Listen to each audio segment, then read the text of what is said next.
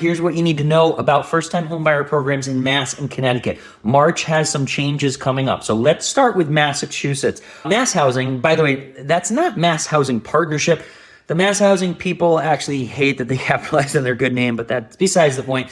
But Mass Housing, they increased their grants for low-income borrowers from up to $25,000 to a flat $30,000. So that's awesome. On moderate to immediate income, up from $15,000 to $25,000, a flat $25,000. So that's two big changes there, but they also brought back FHA for moderate to medium income borrowers. Now, that's the headline. And while there's no changes to credit score requirements, the impacts of these changes of the dollar amounts and bringing back FHA is that lower credit scores are going to now be approved. And they did not change debt to income requirements either, but the impact of these changes is that higher affordability, higher purchase prices for buyers. So the impact here is absolutely huge. So if you had a first-time home buyer denied for a loan in the past couple of years, I'd love to grab 5 minutes with them because now might be the time. That change in Massachusetts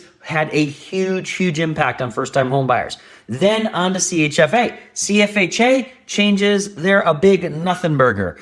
I'm not even sure where that term came from. I've never used that in my life. No idea. Anyway, but they're a big nothing burger. The CHFA changes are basically that you can't use both the standard CHFA and the time to own funds on the same loan. So big deal?